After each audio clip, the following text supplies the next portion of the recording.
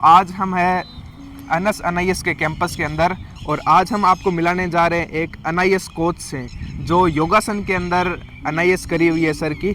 और आपको आज योगासन स्पोर्ट्स के बारे में जानने को मिलेगा। तो सबसे पहले सर स्वागत है आपका हमारे पॉडकास्ट के अंदर। तो सबसे पहले आप ब्रीफ के अंदर आपका इंट्रोडक्शन दें सर। मेरा नाम अजय वर्मा है। मैंने योगासना खेल के अंदर नेशनल गेम्स में स्वर्ण व रजत पदक प्राप्त किया है।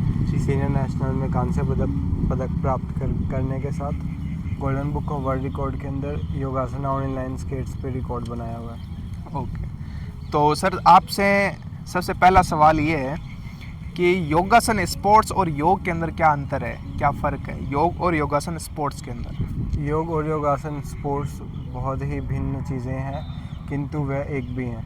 भिन्न इस प्रकार है कि योगासन स्पोर्ट्स एक खेल है और योग जो है वह एक बहुत जीवन पद्धति है, बहुत विस्तृत है।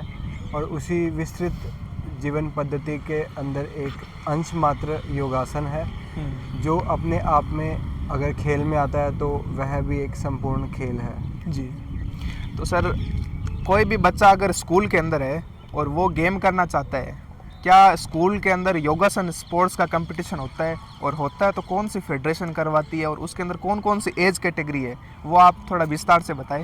स्कूल के अंदर योगासन खेल का कंपटीशन होता है। सबसे पहले स्कूली गेम्स के अंदर होता है, फिर सीबीएसई के क्लस्टर टूर्नामेंट्स भी होते हैं। योगासना स्पोर्ट्स के अंदर योगासना भारत है जो फेडरेशन जो सीनियर नेशनल्स ओपन नेशनल्स करवाती हैं, जिसके थ्रू ही नेशनल गेम्स में भी सिलेक्शन होता है। तो बच्चों को चाहिए कि वो सबसे पहले स्कूली गेमों की तैयारी करें, उसके बाद में जो सीबीएसई है वो सीबीएसई क्लस्टर्स की प्रिपरेशन करें। उसके बाद में जो उनके कोचेस हैं वो उन्हें योगासना भारत के खेलों के बारे में भी इंट्रोडक्शन करवा सकते हैं।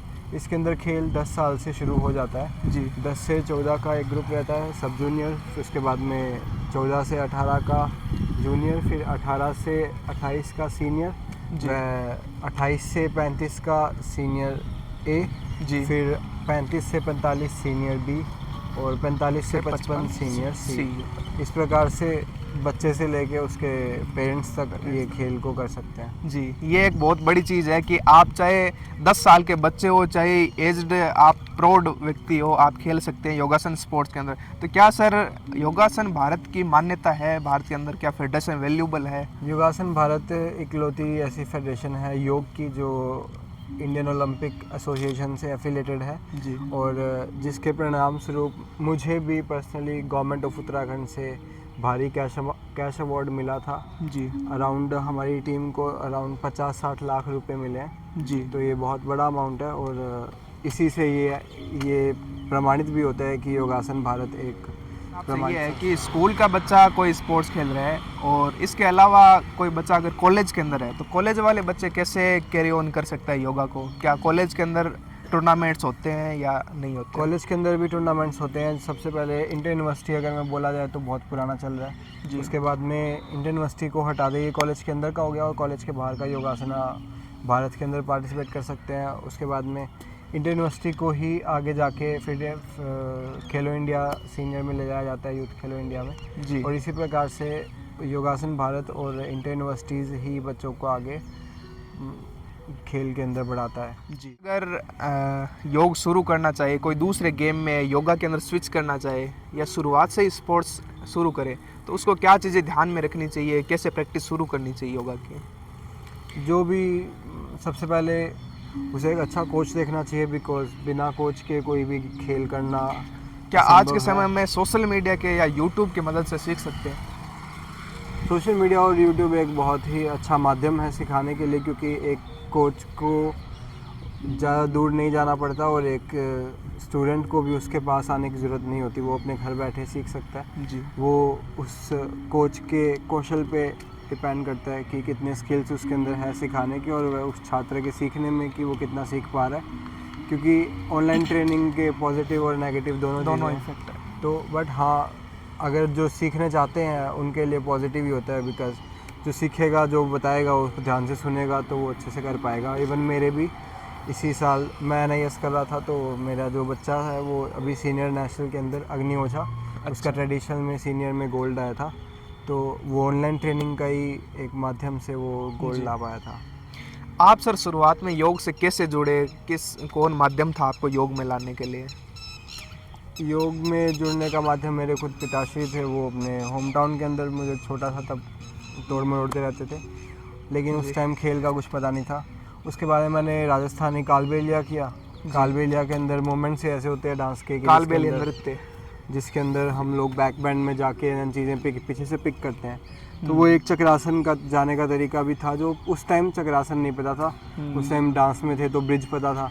उसके बाद में जब वेट गेन हुआ 11th क्लास में, तब इलमचंद इंसा सर मिले शाश्वत नाम जी बॉय स्कूल में। जी। उन्होंने फिर आगे बताया कि हाँ तुम ये कर सकते हो। जी। और खेल शुरू ज्वाइन करने के 5वें दिन सर ने बहुत बढ़िया थप्पड़ भी मारा था गाल पे। अच्छा। और उस थप्पड़ के बाद में मैं मेडलिस्ट बना, क्योंकि उस टाइम थोड़ा आलस भी था, छुप के बैठना। सर ने देख लिया छुपते हुए, तो सर ने बजा दिए। जी। पहले कोच जब तक आपका स्ट्रेंथन नहीं है, जब कोच को नहीं अटेंटिव है कि आपका बच्चा क्या कर रहा है, तब तक बच्चा कुछ नहीं कर सकता। मेरे कोच को पता था तो उसने मुझे संभाला। वैसे ही मैं भी अपने बच्चों को आगे संभाल रहा हूँ उन्हीं को बिल्कुल। कोच की भूमिका महत्वपूर्ण होती है। अगर आपको कोई योग करवाने वाला फिजिकल कोच है, सोशल मीडिया का बेनिफिट है, लेकिन उसका माइनस पॉइंट यही है कि आप अगर खुद आलसी हो या फिर खुद से नहीं कर पाते आप, तो उसके अंदर फिर दिक्कत आती है। अगला क्वेश्चन सर आपसे ये है कि योगासन के अंदर कितनी घंटे प्रैक्टिस करनी चाहिए एक बच्चे को दिन के अंदर? योगासन और योग थोड़ा मिक्सअप चलता है, क्योंकि योग और योगासन के साथ साथ में प्राणायाम भी किया जाता है, ध्यान भी किया जाता है जी। और वो सारी अगर क्रियाओं को मिलाएं तो 4-5 घंटे भी एक टाइम के कम है। जी। और अगर थोड़ी सी टाइम में चीज़ें ख़त्म करनी है, समय कम है, तो आप 1.5 घंटे 2 घंटे की प्रैक्टिस के अंदर भी इतना अपने कि आप को बच्चा cover up नेशनल कर खेल सकते ले, हैं। नेशनल लेवल तक का अगर हर एक बच्चे की बॉडी अलग होती है, उस पर अलग उस तरीके हिसाब से से। काम किया जाता है, उसको डाइट प्रोवाइड की जाती है, जी। अलग इंस्ट्रक्शंस दिए जाते हैं। तो वो कोच के ऊपर और बच्चे के टाइम के ऊपर डिपेंड करता है। अगर आपके बच्चे के पास में 1 घंटा भी टाइम है तो भी आप उसको नेशनल खिला सकते हो। जी। और अगर आप अनस्किल्ड कोच हो तो 4 घंटे के टाइम में भी आप उसको नेशनल ले जाओ। मार्केट में खबर तैर रही है कि ओलंपिक्स के अंदर योगा को शामिल करेंगे, तो आपकी इसके ऊपर क्या राय है? क्या योगासन शामिल हो सकता है ओलंपिक्स योगासन के को ओलंपिक में शामिल करने का बहुत बड़ा बेनिफिट अगर होगा तो भारत को ही होगा, क्योंकि बिल्कुल। भारत के अंदर जो योगीज़ है, जो योगासन खेलने वाले हैं, उनकी अच्छी संख्या है। और योगासन एक ऐसा गेम है जिसके अंदर भिन्न भिन्न प्रकार के इवेंट्स होते हैं, और उन्हीं इवेंट्स के थ्रू अगर आप इसको शामिल करते हैं तो हमारे पास बहुत सारे ऑप्शंस और चांसेस होते हैं कि हम डिफरेंट इवेंट्स के अंदर भारत को पदक दिला पाएँ। जी। वहीं अगर आप कोई और गेम को देखेंगे तो आपके पास में पूरे गेम के इवेंट के अंदर सिर्फ 2-4 इवेंट होंगे, मतलब एक गेम को शामिल कराने के बाद में आपके पास में सिर्फ और सिर्फ 3 से 4 मेडल लाने का एक प्रोबेबिलिटी रहेगी। लेकिन वो संभावनाएं योगासन में आके बढ़ जाती है, क्योंकि इसके अंदर इवेंट्स ही 12, 13, 15 के आसपास हाँ। है, तो आपको उतने ही मेडल्स आने की संभावना हो जाती है। तो जी। ये अकेला गेम ही 3-4 गेम जितने मेडल दिलवा सकता है। बिल्कुल। तो ये बहुत ही अच्छा होगा अगर भारत के लिए अगर ये ओलंपिक्स में आता है और अगर इसके अंदर बच्चे प्रतिभाग कर पाते हैं। जी। अंत में सर आप क्या संदेश देना चाहेंगे हमारे एथलीट्स को, खिलाड़ियों को, ताकि वो आगे मेहनत करें और वो भी मेडल जीत पाए आपकी तरह नेशनल के अंदर, एशियन गेम्स के अंदर?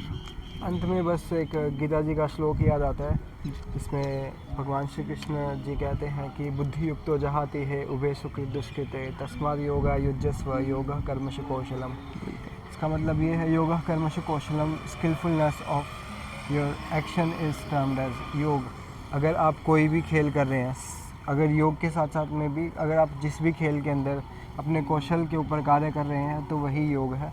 और अगर आप अपने कौशल के ऊपर कार्य करते हैं और उसी के लिए अपने आप को पूरा समर्पित कर देते हैं तो आपका कौशल आपको ज़रूर एक अच्छी उन्नत भविष्य की ओर अग्रसर करता है। और मेरी यही कामना रहेगी कि जो भी इस वीडियो को देख पा रहा है वो अपने गेम पे, योग पे कार्य करे, अपने स्किल पे कार्य करे और अपनी कुशलताओं को प्राप्त कर कर अग्रसारित हो भविष्य के अंदर, भारत के भविष्य को भी उज्जवल बनाए। जय thank Shri you Ram. Sir.